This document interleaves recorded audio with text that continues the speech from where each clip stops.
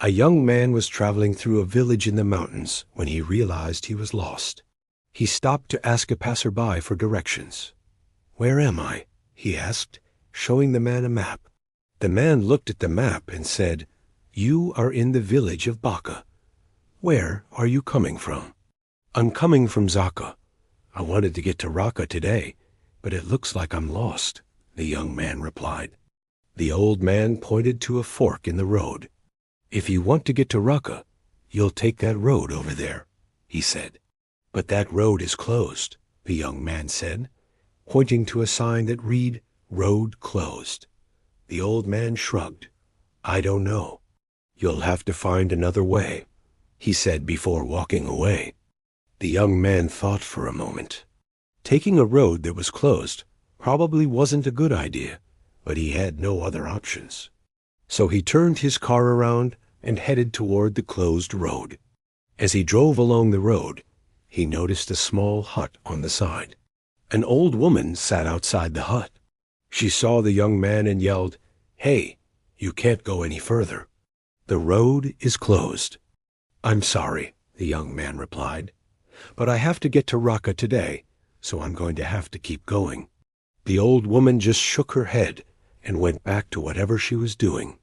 The young man continued on until he came across a checkpoint where a police officer was sitting.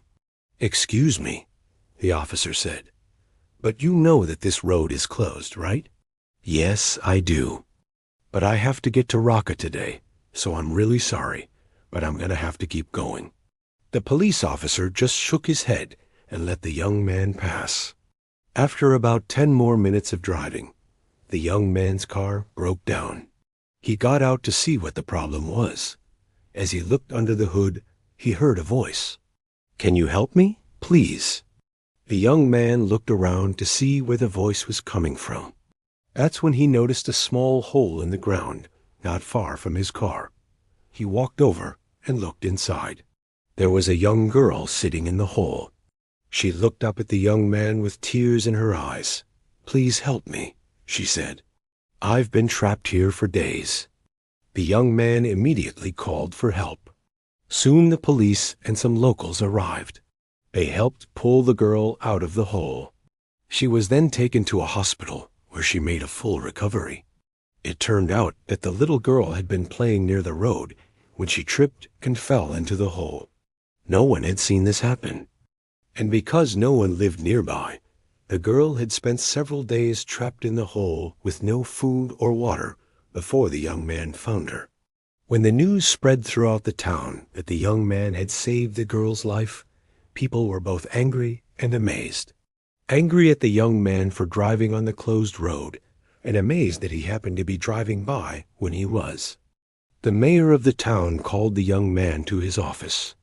"I want to thank you for saving the life of our child," the mayor said, "but I want you to know that you could have also killed her by driving on that road. We had recently received word that a rock slide had covered the road, and we were sending a crew out the next day to clear it. We put up the road closed sign, but apparently someone stole it. If you hadn't come along when you did, that rock slide would have crushed her."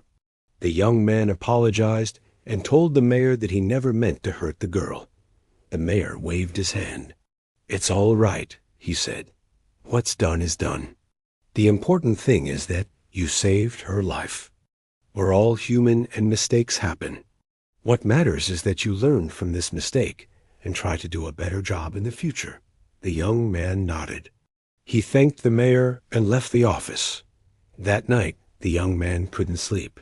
He kept replaying the events of the day in his head. He felt terrible about driving on the closed road. He knew that he had been lucky and that he had made a mistake that could have cost a young girl her life. Just then, the young man's phone rang. It was the mayor. "I'm so sorry to bother you on such short notice," the mayor said, "but I wanted to tell you something. The doctors just called and said that the girl is making a full recovery. She'll be released from the hospital tomorrow. I just wanted you to know that." The young man smiled. "Thank you," he said. "I was hoping for that news. I'm just glad that she's going to be okay." The mayor cleared his throat. I also wanted to tell you that we're giving you an award for saving the girl's life, he said. We're going to hold a ceremony in your honor tomorrow. The young man was taken aback. I don't know, he stammered. I didn't do anything. I just made a mistake. Mistakes sometimes have hidden blessings, the mayor said wisely. And who knows what could have happened if you hadn't made that mistake. Come and accept the award. You deserve it. And so the next day, the young man went to the ceremony where he was given an award for saving the girl's life.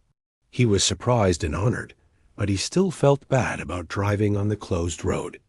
As the ceremony was about to end, the young man stepped forward. I'm sorry, he said to the townspeople. I know that I made a mistake by driving on the closed road, but I want you to know that I feel terrible about what happened. I didn't mean for that rock slide to almost crush that girl. I just got lost and took a wrong turn. I'm sorry. The townspeople looked at each other in surprise. They had expected the young man to accept the award and move on, but they didn't expect him to apologize. The mayor spoke up. Your mistake may have almost cost that girl her life, but it ended up saving her. Sometimes mistakes have hidden blessings, he said. You should never feel bad about making a mistake if it ends up helping someone. The young man nodded, understanding that the mayor was right. He accepted the award and thanked the townspeople for their understanding. From that day on, the young man never forgot the importance of accepting responsibility for his actions. But he also learned that mistakes can sometimes have hidden blessings.